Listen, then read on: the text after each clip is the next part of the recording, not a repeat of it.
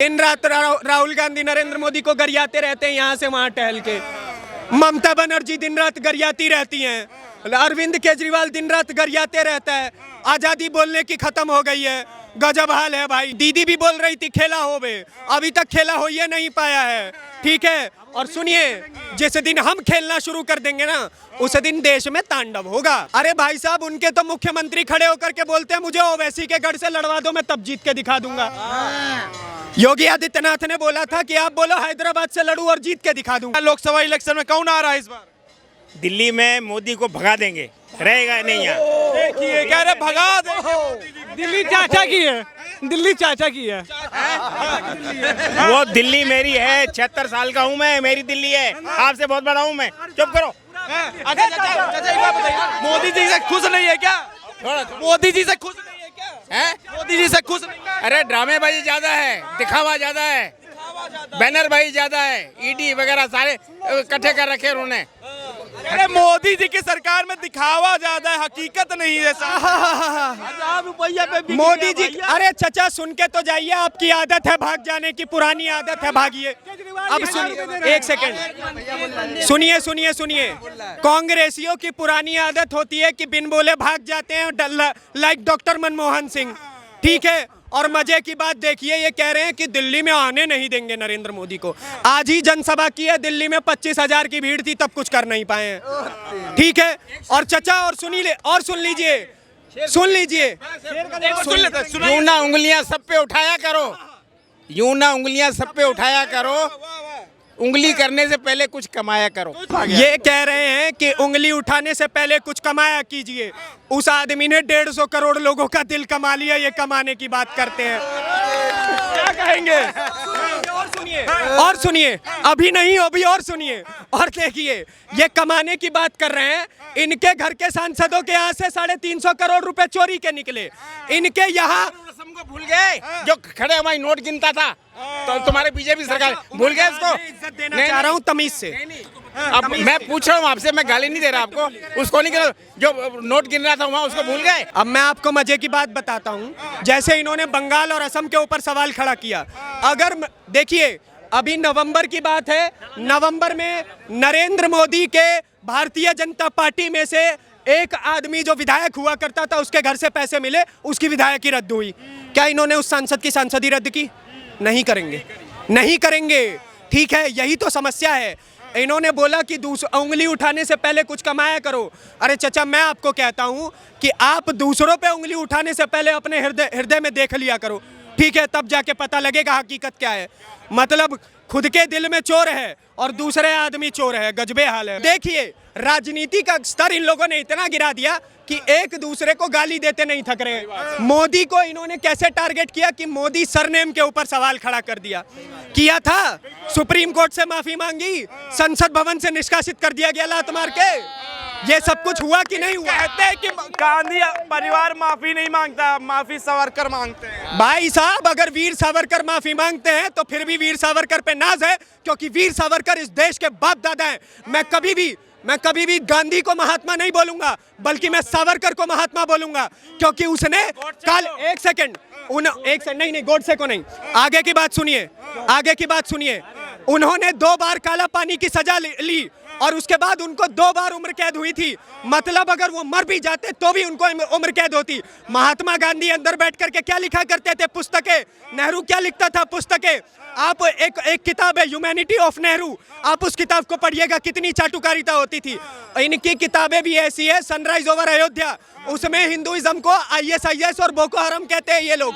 ठीक है, तो एक बात बताओ, तुम यहाँ तक कि सरस्वती का पालन नहीं कर रहे हो, तुम राम का पालन नहीं कर रहे हो। ये लोग राम मंदिर के खिलाफ थे।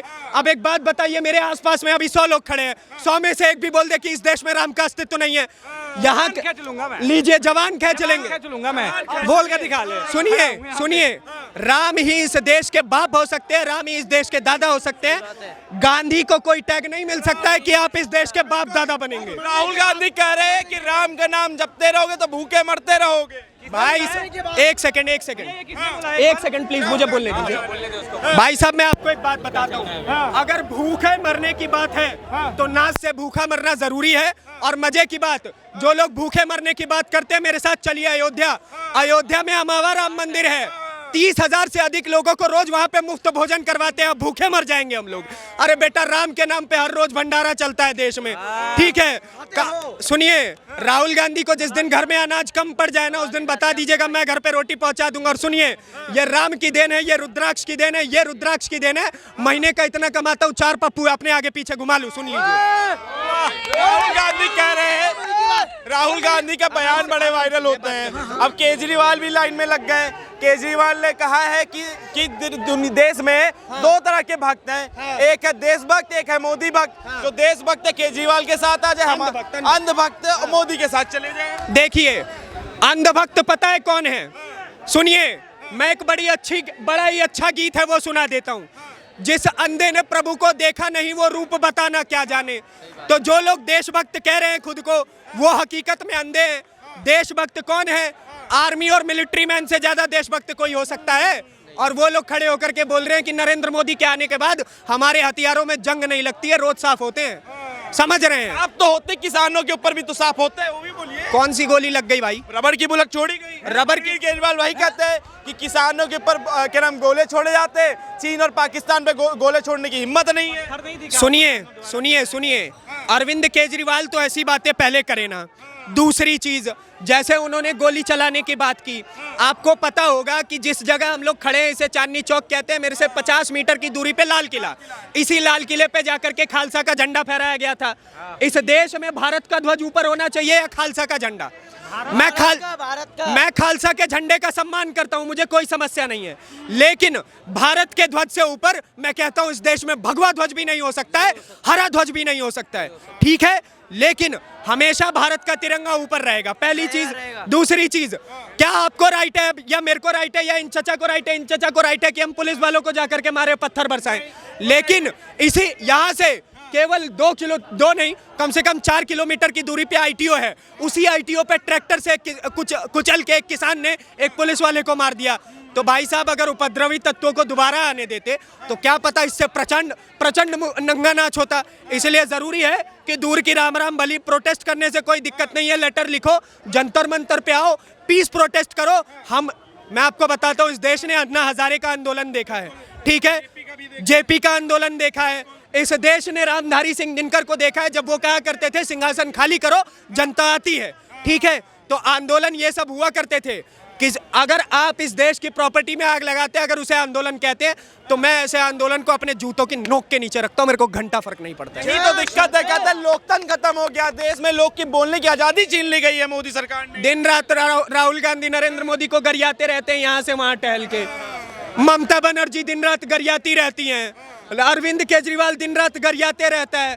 आजादी बोलने की खत्म हो गई है, गजब हाल है भाई। मतलब क्या ही बोलूं मेरे मुख से, मतलब मुझे ना हंसी आती है इनकी बातों को सुन के। अच्छा, लोकसभा इलेक्शन देखते हैं, तो क्या लगता है इस बार जो मोदी जी 400 पार का नारा दे रहे हैं, वो है या हवा हवाई है? एक छोटा सा सर्वे हैंड टू हैंड कर लेते हैं, 2024 में कौन? मोदी 2024 में कौन? हाथ उठा के 2024 में कौन? मोदी। 2024 में कौन? काशी मथुरा बनाने वाले मोदी जी। 2024 में कौन? अपनी बार 400 पार। अब बताइए कि 400 पार मैं बोल रहा हूँ या ये बोल रहे हैं? जनता बोल रही है, हैंड टू हैंड बोल रहे हैं कि भैया हम लाके देंगे आपको। 140 करोड़ जनता कह रहा है कि यूपी बिहार के 3 युवा 24 इलेक्शन में खेला करेंगे इस बार। भाई साहब देखिए, यूपी बिहार के तो ऐसे युवा है ना, राजनीति बिहार और उत्तर प्रदेश से पैदा होती है, ठीक है। और बात रही खेला करने की, तो दीदी भी बोल रही थी खेला हो बे, अभी तक खेला हो ये नहीं पाया है, ठीक है। और सुनिए, जिस दिन हम खेलना शुरू कर देंगे ना, उस दिन देश में तांडव होगा, ये भी सुन लीजिए। क्योंकि ये लोग आज के खेल को समझते हैं क्रिकेट, हम खेल के दिखा देंगे। अमित शाह दिन रात 24 घंटे बैठ के पता है क्या खेलता है? चेस खेलता है। आप उसके सामने खेला होवे की बात कर रहे हो। जो आदमी दिन रात शतरंज खेल रहा है, उससे ज्यादा दिमाग होगा क्या आप में? खेल के तो कांग्रेस के नेता बीजेपी में शामिल कर लेते हैं, यही तो बात है। पहली बार हुआ है, ये शुरुआत ही कांग्रेस पार्टी ने की थी। देखिए, दूसरे को अगर कुछ बोलना है उससे पहले अपने हृदय में झांक लो। अगर दूसरे को गलत बोलना है मुझे कोई समस्या नहीं है, बोलो नरेंद्र मोदी चोर है, लेकिन एक बारी खुद के स्कैम्स तो देख लो कि तुमने क्या क्या किया है। अपने बारे में गलत बोलो फिर दूसरे को बोलो, कोई समस्या नहीं है। के पास वॉशिंग मशीन है, कोई भी भ्रष्ट नेता आता है तो साफ होके बिना भ्रष्टाचार के निकल जाता है। सुनिए, ये भ्रष्ट मशीन बीजेपी के पास नहीं है, ये ईडी और सीबीआई के पास है। एक ही बारी मशीन के अंदर डालते हैं, लालू यादव अभी तक किडनी बदलवाते फिर रहे हैं अपनी। सुन लीजिए, देखिए, चारा खाया हुआ किडनी कभी पचेगा नहीं, ठीक है? तो आराम से अगर आप अपना धन का खाते, अपनी मेहनत का खाते, यहाँ से थोड़ी दूरी पे तेजस्वी यादव की कोठी 4 लाख रुपए की कोठी खरीदी थी, आज उसकी कीमत 150 करोड़ रुपए भाई, 150 करोड़ रुपए। कांग्रेस के सांसद के घर से 350 करोड़ रुपए बरामद होते हैं। ये पैसे, आप एक बात बताइए, अगर मैं आपकी जेब में अगर बोल दूं ना भैया 350 रुपए, आप मना कर दोगे? उसके घर में 350 करोड़ रुपए कैश पाए जा रहे हैं, तो कैसे ना चोर बोला जाए सर? और मैं तो बोलता ही नहीं हूँ चोर, चोर तो ये लोग बोल रहे हैं। तो बीजेपी भी तो हुई, इलेक्टोरल बॉन्ड पे क्या बात करेंगे? उसमें तो सुप्रीम कोर्ट ने संज्ञान लिया। बिल्कुल लेना भी चाहिए। देखिए, जहां बीजेपी गलत वहां बीजेपी गलत। इलेक्टोरल बॉन्ड में बीजेपी का काला हाथ दिख रहा है तो भाई कूचे जाओगे, कोई समस्या नहीं है, लेकिन कांग्रेस का भी तो दिख रहा है, ये भी तो बोलिए। आम आदमी पार्टी का भी तो कनाडा से फंड आता है, वो भी तो बोलिए। हैं, ममता बनर्जी का भी तो बांग्लादेश से फंड आता है, वो भी तो बोलिए। एमके स्टालिन का भी तो क्रिश्चियन कंट्रीज से फंड आता है, वो भी तो बोलिए। बाबू, मतलब तुम करो तो अब रासलीला, हम करे तो कैरेक्टर ढीला। अच्छा ये बताइए, ममता दीदी काहे साइड होली राहुल गांधी से? वो तो भारत जोड़ो यात्रा निकाली थी वहां से, बंगाल से। अब देखिए मजे की बात कि जब आपस में नहीं बन रहा है, मतलब इन्होंने तो वो वाला मौका भी गवा दिया कि हम लोग बोल पाते चोर चोर मासेरा भाई। ये लोग भाईचारा भी नहीं निभा पा रहे हैं, समझिए, इतना ज्यादा बर्बाद हालत है। अखिलेश यादव इंडिया अलायंस बनने से थोड़े दिन पहले पता है क्या कहते थे? कि एक बार को बीजेपी को वोट कर देना, कांग्रेस को मत करने। बंगाल में अधीर रंजन चौधरी दिन रात गरियाते रहते हैं इनको टीएमसी को। तो भाई साहब, जहां आप दिन रात आपस में गाली गलौज कर रहे हैं, कहां से विजन रहेगा कि मोदी को हरा देंगे? आप आपस में बना लीजिए, फिर मोदी को हराने की बात करिएगा। जोड़ो यात्रा गुजरात पहुंचती है, वहां पे लाखों की संख्या में भीड़ पहुंचती है, आप कह रहे कुछ नहीं है इस बार। सुनिए, एक सेकंड। आपने बोला कि भारत जोड़ो यात्रा गुजरात पहुंचती है, लाखों की भीड़ पहुंचती है, क्या बोलेंगे? अब मजे की बात सुनिए, नरेंद्र मोदी गुजरात पहुंचता है, करोड़ों की भीड़ पहुंचती है, तब क्या बोलेंगे? आप एक बात बताइए, नरेंद्र मोदी ना केवल गुजरात, अरे भाई साहब, उनके तो मुख्यमंत्री खड़े होकर के बोलते हैं मुझे ओवैसी के गढ़ से लड़वा दो, मैं तब जीत के दिखा दूंगा। योगी आदित्यनाथ ने बोला था कि आप बोलो हैदराबाद से लड़ूं और जीत के दिखा दूं। भाई साहब, पावर इतनी आ गई है इनमें, ठीक है? और ये पावर मैंने नहीं दी, आपने नहीं दी। पहले पावर रवीश कुमार देता था, पहले पावर ये लोग लेफ्ट विंग की मीडिया देती थी, वो इनके न्यूज रूम में बैठ के डिसाइड होता था कि मंत्रिमंडल किसको देना है, किसको नहीं देना है, ठीक है? आज के समय पे ये लोग पावर देने वाले बने बैठे हुए हैं। ये लोग खड़े होकर के बोलते हैं कि नितिन गडकरी ने सड़कें बनवाई है, ठीक है? ये लोग खड़े होकर के बोलते हैं कि अन्य मंत्रियों ने काम किया है, और यही लोग खड़े होकर के निर्मला सीतारमण के ऊपर सवाल भी उठाते हैं कि आपने उतना अच्छा काम नहीं किया जितना बाकी मंत्रियों ने किया है।